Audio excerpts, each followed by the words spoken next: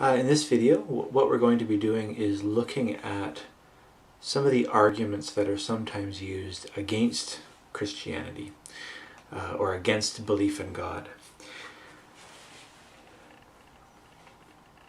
Probably one of the most powerful arguments against belief in God has to do with evil and suffering.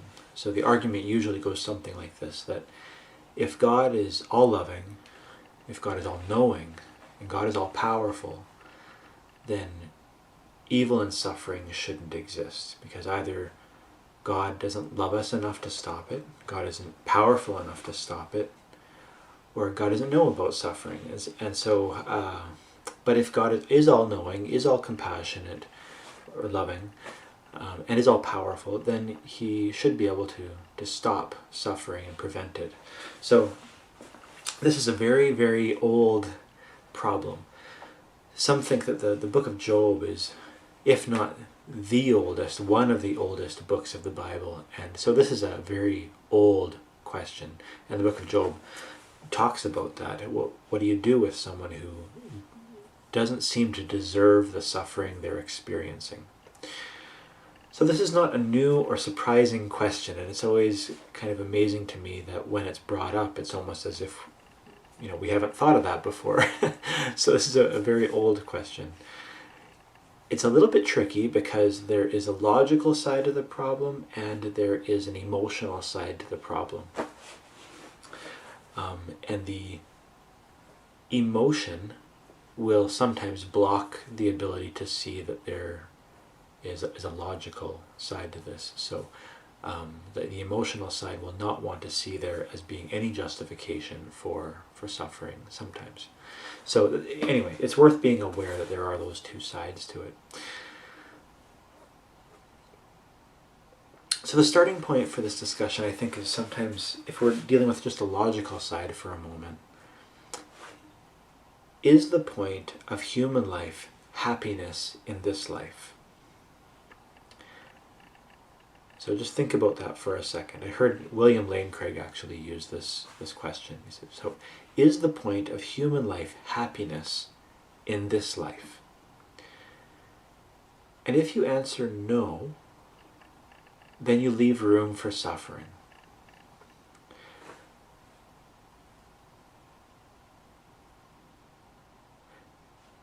Could it be that, in a way that we can't quite understand, that it has some point, perhaps to help us grow, for example. Maybe it helps us mature. Maybe to be in pain and to know what it's like to be cared for by someone else. Maybe that is a powerful, important experience for us to know. Maybe it's also important to know what it's like to care for someone else who is suffering. Maybe that's an important experience for us, for the development of our soul. Maybe there is some element of development of soul that happens, that builds our character, that requires suffering to be a part of the equation in some way. Could you learn to be patient without the presence of jerks in your life? Or forgiveness? Is it possible for you to learn courage without some reason to be fearful? So maybe that's just one argument that's sometimes called theodicy, that talks about explanation of pain in a world that has suffering. How could God have a world that has suffering in it?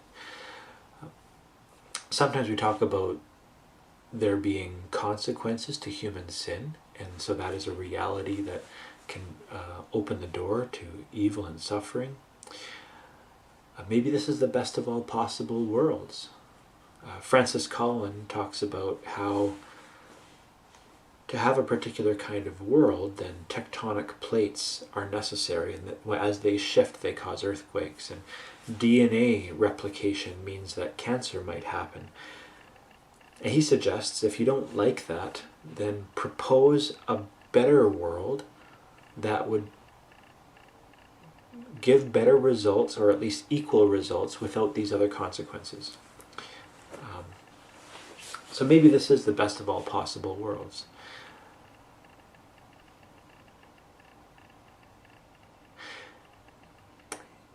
There is something interestingly ironic in the accusation. So to accuse God, or people who believe in God, to sort of accuse them with an accusation of evil implies that things should be otherwise. So evil, it gives us the sense that things aren't as they should be. Does that make sense? So if I say something is evil, then I should say it should be otherwise. That means that there is a way that things should be. Well, there's some sort of ideal in us that causes us to call something evil. It kind of brings us back to the moral argument, right? Perhaps this points to God in itself. Maybe there was an order that we are sensing in the accusation of evil.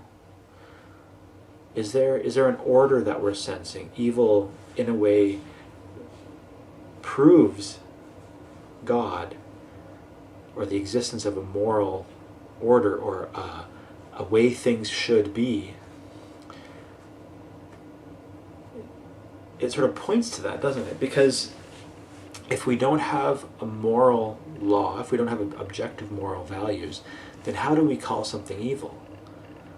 So C.S. Lewis says it this way: "My argument against God was that the universe seemed so cruel and unjust.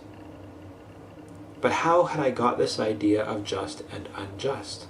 A man does not call a line crooked unless he has some idea of a straight line. What was I comparing this universe with when I called it unjust? If the whole show was bad and senseless from A to Z, so to speak, why did I, who was supposed to be part of the show, find myself in such violent reaction against it? A man feels wet when he falls into water because man is not a water animal. A fish would not feel wet. Of course, I could have given up my idea of justice by saying it was nothing but a private idea of my own, but if I did that, then my argument against God collapsed too, for the argument depended on saying that the world was really unjust, not simply that it did not happen to please my private fancies. Thus, in the very act of trying to prove that God did not exist, in other words, that the whole of reality was senseless, I found I was forced to assume that one part of reality, namely my idea of justice, was full of sense. Consequently, atheism turns out to be too simple." That's a quote from Mere Christianity by C.S. Lewis. Without God, what is evil?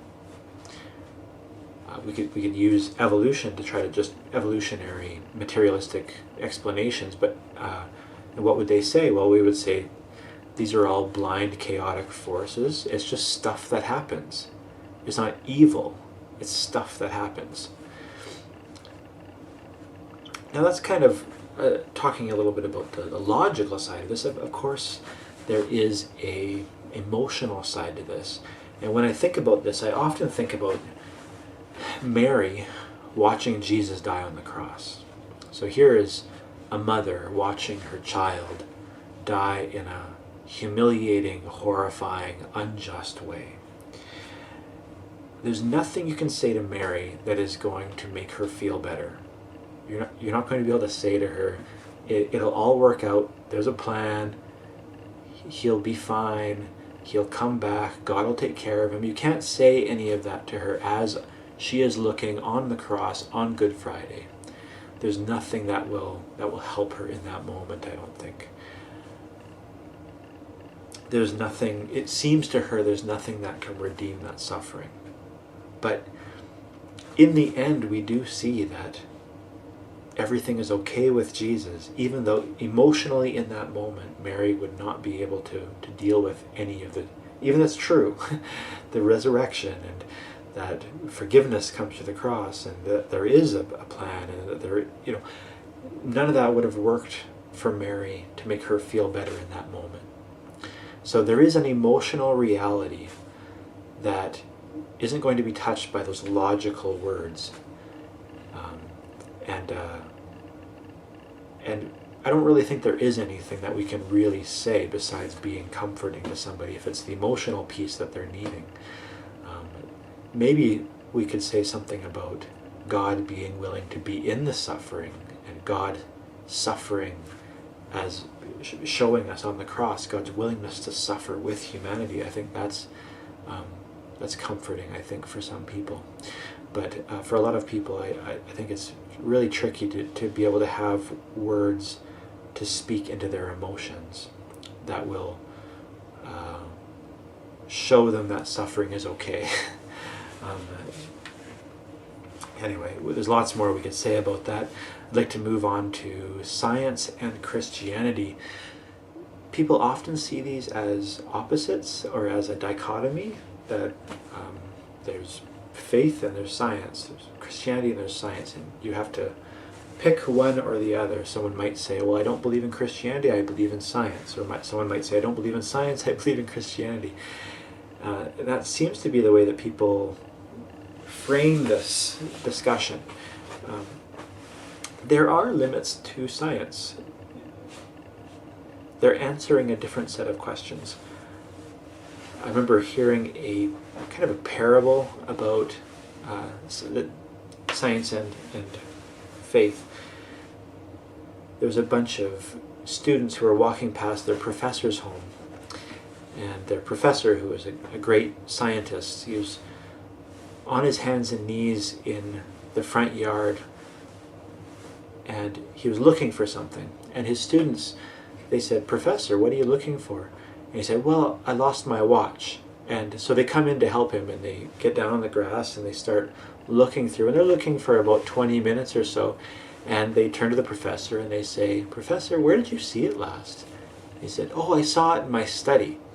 And they said, "In your study? Why are we out here in the grass looking?" And he said, "Oh, well, the light is better out here." So the parable was told in the context of saying that just because the light is brighter somewhere doesn't mean that's the only place where things can be found. The use of the scientific method is a very bright light, and it helps us to see things quite clearly. That is, empirical data is very useful when it comes to creating technology and for understanding the mechanics of how the universe works. But just because the light is brightest there doesn't mean there isn't truth elsewhere that is harder to see. And religion is answering a different set of questions than what science is answering. So, for example, we believe all kinds of things that aren't based on science. And I'm saying this as somebody who's married to a scientist. My wife is a molecular biologist, and I do like science, so I'm not against science in any way. But it's worth pointing out that there are a set of questions that science doesn't know what to do with. So I heard this from William Lane Craig. So, for example, logical and mathematical truths can't be proven. They are assumed. To try to prove logical and mathematical truths would be to argue in a circle. It's a circular argument. So to try to say that we should trust logic uses logic to try to prove that point. So this creates a circular argument. You are using what you want to prove, logic, to prove the conclusion, logic. Math principles have helped us to create an engine, is a logical argument. The argument itself assumes logic as a base and therefore can't prove logic itself. Even the idea that what has happened in the past will happen in the future is a logical argument which cannot prove logic. It's an example of logic. So that's one.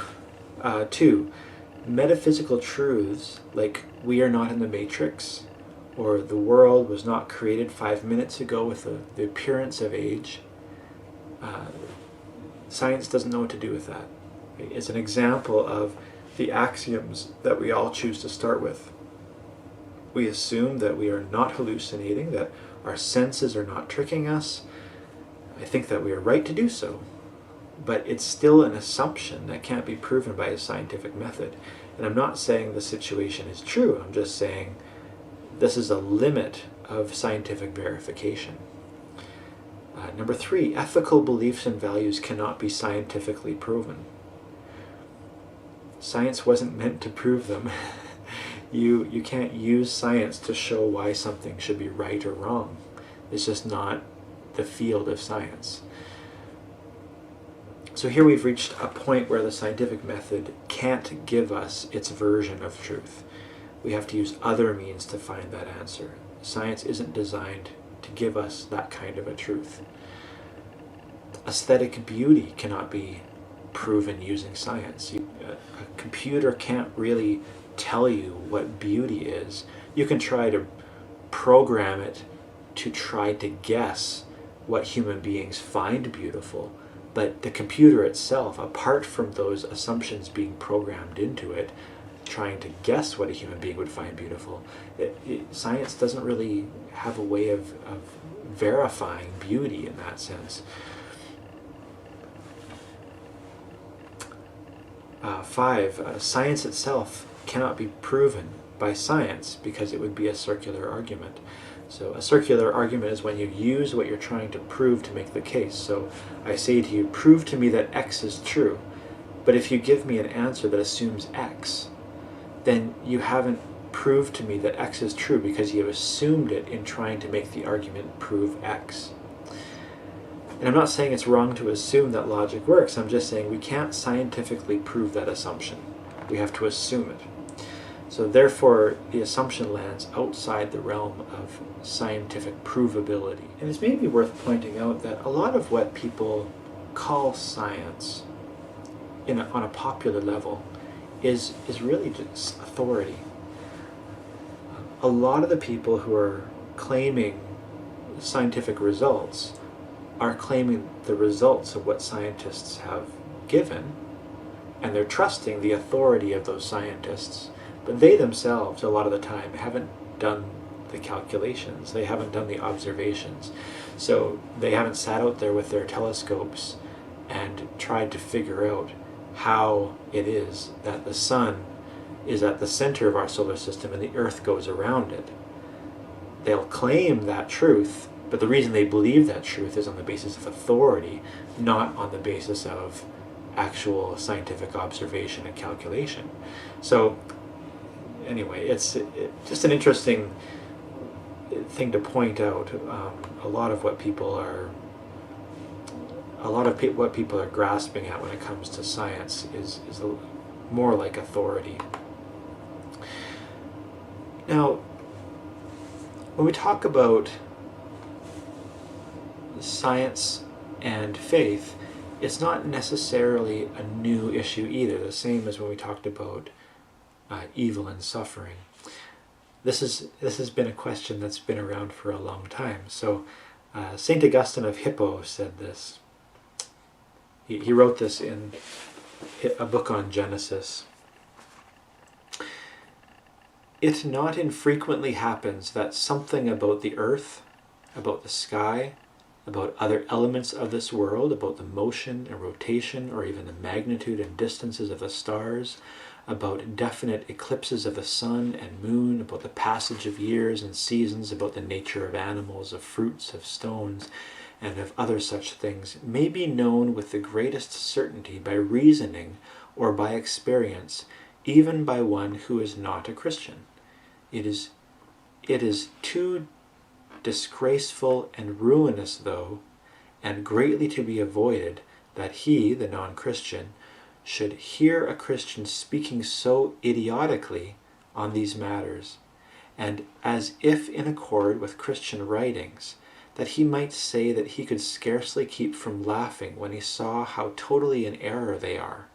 In view of this, and in keeping it in mind constantly while dealing with the book of Genesis, I have, insofar as I was able, explained in detail and set forth for consideration the meanings of obscure passages, taking care not to affirm rashly some one meaning to the prejudice of another and perhaps better explanation. So I'll continue. It continues on. With the scriptures, it is a matter of treating about the faith. For that reason, as I have noted repeatedly, if anyone, not understanding the mode of divine eloquence, should find something about these matters, about the physical universe, in our books, or hear of the same from those books, of such a kind that it seems to be at variance with the perceptions of his own rational faculties, let him believe that these other things are in no way necessary to the admonitions or accounts or predictions of the Scriptures. In short, it must be said that our authors knew the truth about the nature of the skies, but it was not the intention of the Spirit of God who spoke through them to teach men anything that would not be of use to them for their salvation. So here we have Augustine of Hippo talking about how we are to use the Scriptures, particularly Genesis, and the Scriptures are used for our spiritual benefit, not necessarily to be used as like a scientific textbook about the way the world works. It talks about our soul and the way our soul works and the reality of God as the creator of the universe, but we shouldn't necessarily be using it in a way it wasn't designed to be used. So I just find it fascinating that here, this long ago, we have St. Augustine of Hippo talking about something that seems so contemporary. In a similar way, we have John Calvin on Genesis here. So I'll quote from John Calvin. He assumes Moses wrote Genesis, so just so you know that's where he's coming from. Moses does not here subtly descant as a philosopher on the secrets of nature, as may be seen in these words. First, he assigns a place in the expanse of heaven to the planets and stars, but astronomers make a distinction of spheres, and, at the same time, teach that the fixed stars have their proper place in the firmament. Moses makes two great luminaries, but astronomers prove by conclusive reasons that the star of Saturn, which on account of its great distance appears the least of all, is greater than the moon. Here lies the difference. Moses wrote in a popular style things which, without instruction, all ordinary persons endued with common sense are able to understand, but astronomers investigate with great labor whether the sagacity of the human mind can comprehend. Whatever the sagacity of the human mind can comprehend. Nevertheless, this study is not to be reprobated, nor this science to be condemned, because some frantic persons are wont boldly to reject whatever is unknown to them. For astronomy is not only pleasant, but also useful to be known. It cannot be denied that this art unfolds the admirable wisdom of God. Therefore, as ingenious men are to be honored who have expended useful labors on this subject, so they who have leisure and capacity ought not to neglect this kind of exercise. So, what it sounds like happened was that someone said, there's two great lights in the sky, the sun and the moon, but at night you have the moon, which is supposed to be another great light, but there's actually Saturn out there, which is actually, if you compare the sizes together, would be greater, it would be bigger. And so therefore Genesis is not speaking true. So either we have to reject Genesis or we have to reject the science. And Calvin is saying, no, it's written so that those who are commonly looking up into the sky are going to...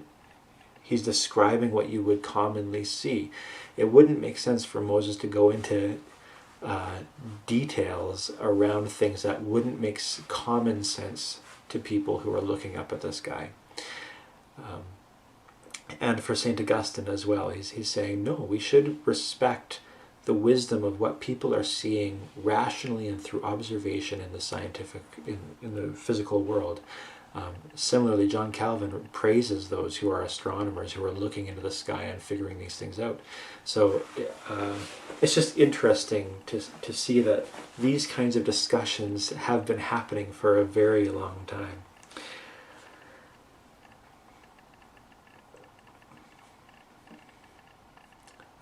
There's a quote from the former Archbishop of Canterbury, Rowan Williams, that says, "For most of the history of Christianity, there's been an awareness that a belief that everything depends on the creative act of God is quite compatible with a degree of uncertainty or latitude about how precisely that unfolds in creative time." And so he's saying that for Christianity, what matters is that God created it. How that exactly worked and unfolded, there's a lot of leeway on that. So that's not to say that there aren't Christians who have kind of gone sideways on some of these things and wanted to use the Bible like a scientific textbook at times, and that has been the case sometimes, especially over questions like evolution. And there are some Christians who are very loud about their rejection of evolution, and so people tend to think that all Christians believe that, and it's worth looking into that just so you are able to speak onto that topic, and to know what our other Christian brothers and sisters think on that. But I don't think we need to be trapped into that kind of a space. There is something called theistic evolution. There are many faithful Christians who believe that that is the case. And what they sort of believe is like God uses the process of evolution to bring human beings into reality. That, in a sense, bringing Adam and Eve out of the mud is, if you sped up the process of watching this single-celled organism become multiple-celled organisms and then turn into a more complicated being and then turn into something fish-like and then something mammalian, and then if you sped that up, it would look like mud becoming a human, right? In a way. So we don't have to get caught up. There are some Christians, theistic evolution folk, who believe that God used evolution as a part of the creative process, and that's a good thing. So, but it is good to maybe be aware of that discussion and all the ins and outs of that, so that you're aware.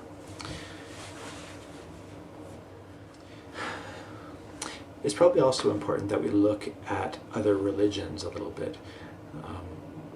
If you're going to be talking to people in the public who are not already Christian, you're going to be engaging with a lot of people who believe a lot of different things.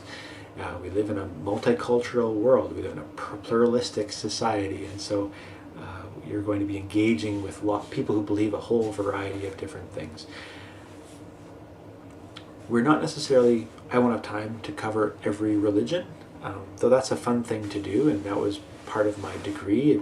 I got a BA, so I studied world religions, and it is important probably to be conversant on the religions. Pick up a book and learn about Islam, pick up a book and learn about Hinduism and Buddhism, and learn about their beauty and learn about their quirks. All of us have quirks. And become conversant in it. I've found that people often have more respect for what I have to say, knowing that I know something of the world religions.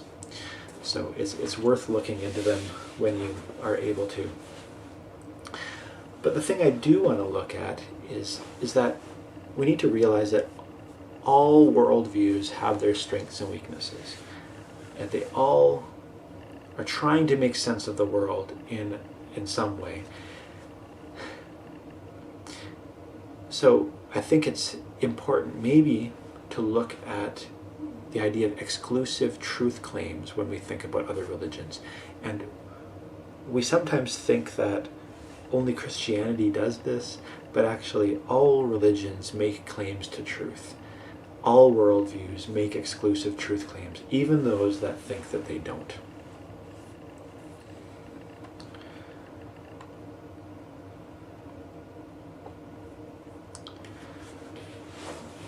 So you might have an accusation like this. Why would the church teach Christianity is the exclusive route to God? And so how I understand this question is, we live in a world with so much diversity. How many cultures and religions are there around the world? Isn't it arrogant for Christians to claim that the only way to God is Christianity? Or it's offensive to say that you know spiritual truth and others don't know spiritual truth. We have an incredible diversity of cultures, and Christians seem to claim to know the exclusive route to God, and that is pretty arrogant. So, for example, Paul in Romans 5:19 says, "For just as by the one man's disobedience the many were made sinners, so by the one man's obedience the many were made righteous." It is Jesus who fixed what was broken about the world. It is his medicine that was injected into the sick world that is bringing about a cure. In John 14:6, Jesus says, "I am the way and the truth and the life. No one comes to the Father except through me." The prophet Isaiah, speaking for God, and in Isaiah 45:5, he says, "I am the Lord and there is no other. Besides me there is no God." And in Acts 4, verse 12, Paul says about Jesus, "There is no other name under heaven given among mortals by which we must be saved." To the modern North American, this all seems pretty intolerant and even offensive. Christianity should change its tune if it doesn't want to be considered bigoted and close-minded. There's a detail that's worth teasing out in the Christian claim. Christians are saying that Jesus said this of himself, that he is the way and the truth and the life. No one comes to the Father except through him. We aren't making the claim about Christianity. We are saying that Jesus makes this claim about himself. We aren't saying only Christians are saved. We aren't claiming to know who populates heaven or hell even. We are just saying that Jesus said he is the one who saves. So if someone is saved, it's because of Jesus.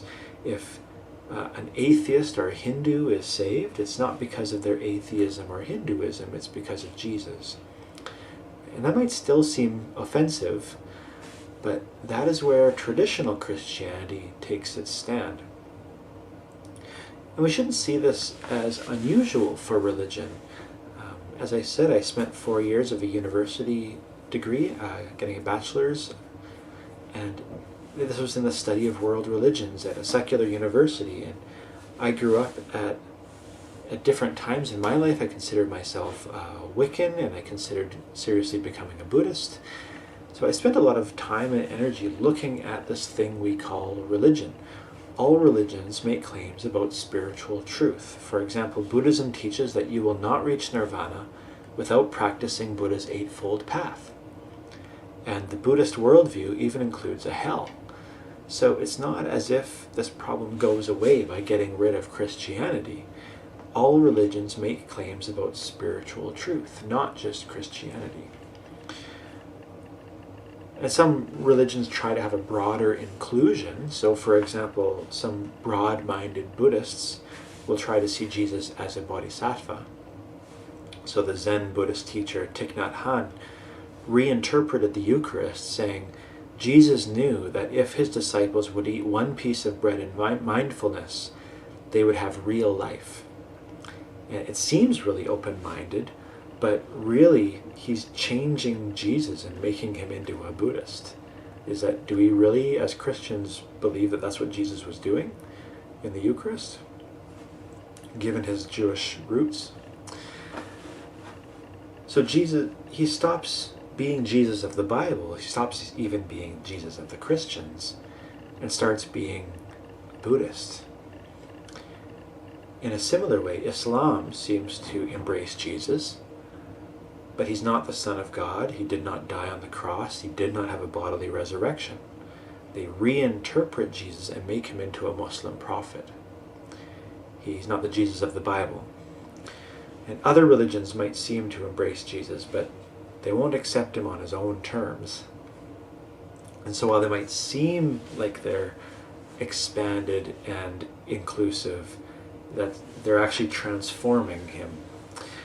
So all religions claim spiritual truth, and that claim excludes other ways of understanding the world, and we should just be accepting of that.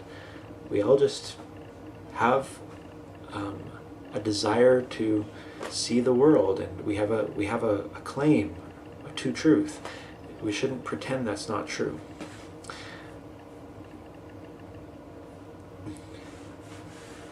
There's a kind of parable that is sometimes told about the various religions of the world.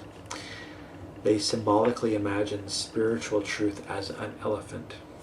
They imagine these blind men approaching the elephant, and each attempts to understand and describe the elephant. One blind man approached the elephant's leg, and he says, "An elephant is like a tree." Another blind man approaches the elephant's trunk and says, "An elephant is like a snake."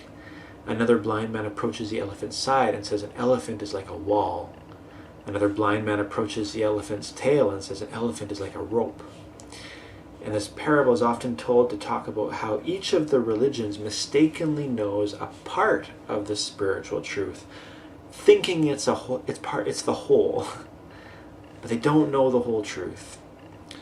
Each of them only has a part of the truth, and it's a mistake to think any one of them really understands an elephant by only knowing the elephant's piece. And the story is often told to point out the foolishness of the blind men, and so the foolishness of the world religions. They are arrogant to claim they have knowledge that is superior to the other religions. And the problem is that there is an invisible person in the parable. The person who's watching the blind men is the only one who sees the whole elephant. The observer is the only one with superior knowledge. The observer is the only one that is not blind. The one who thinks the other religions are arrogant and foolish for claiming knowledge superior to the other religions is themselves claiming to have superior knowledge over all the other religions. The observer is in the position of being right and all the other religions are wrong. They fall prey to the same arrogant stance they accuse the other religions of having. So you can't get away from making claims to truth. As this parable shows, even the person who's telling it is making a claim to truth in a way that at first glance it seems like they're being really inclusive and trying to show how all of them have a piece of truth. But what you don't see is that the person telling the parable is actually claiming to have the whole truth. The truth that all the other religions only have a piece of.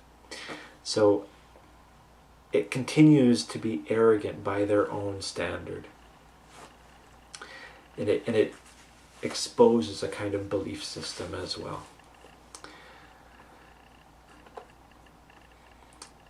I heard a pastor named Timothy Keller once describe a conversation he had on a university campus with a student, and it went something like this.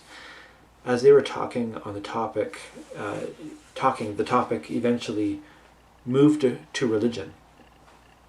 And eventually the student realized what was happening, and he said, "Hey, you're trying to evangelize me. You're trying to convert me to Christianity.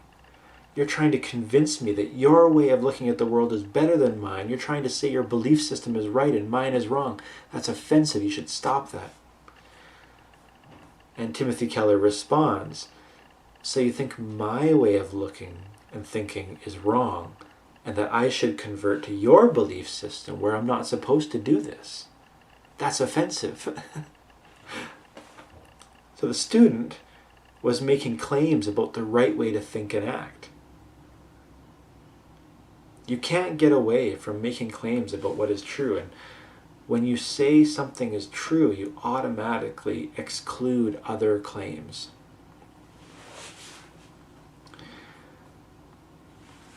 We sometimes use another image where we say all religions are paths that lead up the mountain to God.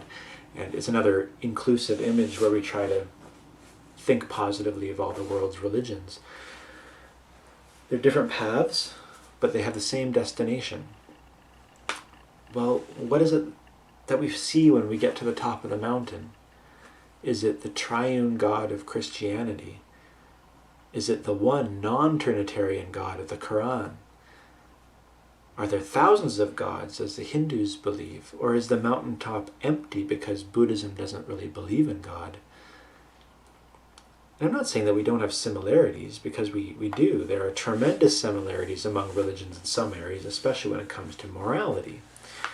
Usually the various religions of the world will agree on most moral cases. There's a lot of overlap when it comes to morality. Jesus used even positive examples of Samaritans who were considered heretics in his own time. Jesus had mercy and healed non-Jews who were Gentiles, who were usually pagan. He didn't come to them with condemnation. He sometimes even praised them. We read about Paul in Athens and in Acts 17, and he quotes some of their pagan authors and praises them for how religious they are. And we too should follow the examples of Jesus and Paul and recognize what is true and beautiful in other religions. We should be willing to applaud the deep insights of other religions. We should be willing to recognize where we overlap in our convictions and work together on all those fronts. Anywhere we can work together, we probably should be working together. If you think the whole goal of religion, though, is morality, then you might be led to say things like, all religions are pretty much the same. But that's really a surface issue. Most deeply religious people will see morality as a side effect of what they believe, not the end point or even the central point. Saying all religions are basically the same shows you really haven't spent much time with the various religions of the world. And if you have, you haven't gotten very deep into what they think and believe. We should recognize our similarities, but we should also recognize our differences. We should also recognize that at times we will think each other are wrong, and that's just honest. For example, to use an extreme example, I don't think any of us want to support the beliefs of someone who would crash a plane into a building killing thousands of people, as the jihadi terrorists did on 9/11. And again, I'm not saying that that represents Islam, but a particular belief within that.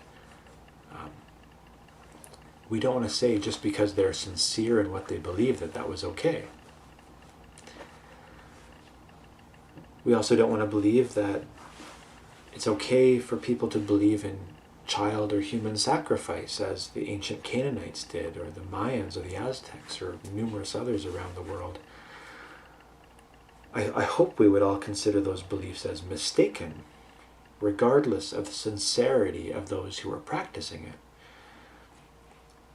The desire to be kind and gracious to those who believe differently, that's a good instinct. And that doesn't mean we have to give up what we believe to be true. I think we have a trickier job as religious people than we did like 100 years ago. We didn't bump into such a variety of religious people. But God gave us a brain. He expects us to use it. In the mix of beliefs, we find ourselves having to work hard to figure out which claims about God and human nature and spiritual reality are true and which are not true. What is life all about? What is the most important thing we should spend our time doing? Is there life after death? What is right and wrong, and why? We have to base our life on some answer to those questions. We cannot function without some kind of belief structure. Sometimes I hear parents say things like, I'm not teaching my child a religion because I want them to investigate and choose freely when they're older. I don't want to interfere in that. But you actually can't help teaching them something about religion, even if you choose to teach them nothing. They have to learn math at school, and they have to learn to read at school. The message that you're presenting is that those things are important and religion is not important. You can't live without making truth claims, and you're making a truth claim by not teaching them something. When you claim some sort of truth, you exclude alternatives. There is no way around it. Even if you claim they are all true, you exclude the claim that someone might say theirs is the only way. You're automatically saying they are wrong by saying they are the only way. So you're saying their truth claim is wrong and yours is right.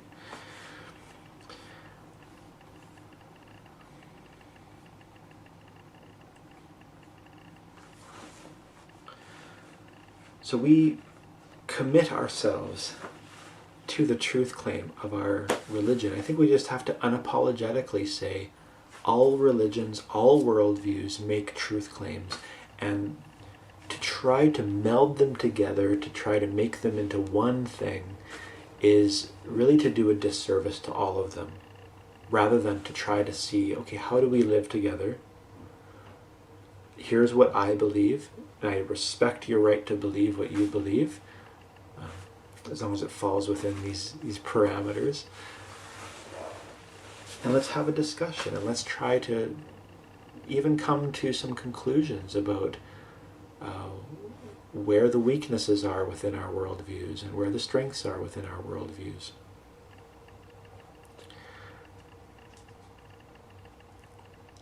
I think the motivation behind the desire for this kind of tolerance that says everyone is right is good.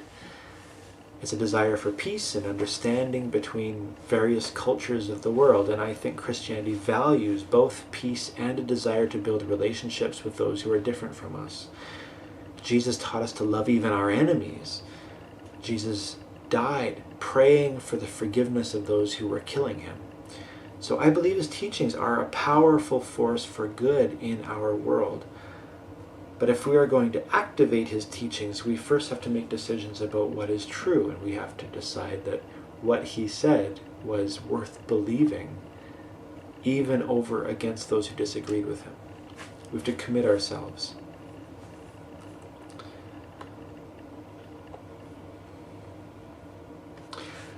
I know there's lots of other things that we could have talked about. There's lots of other specific issues that we could have brought up, specific arguments for belief in God, or specific arguments against belief in God and how we defend against those. But I hope this kind of whets your appetite a little bit, and I'll give you a resource guide that'll help you dig into some of these issues a bit more. But I really do enjoy doing apologetics and researching in it, and I hope you find it interesting as well. So I thank you for spending the time with these videos, and I hope you got something out of it. Right. God bless you.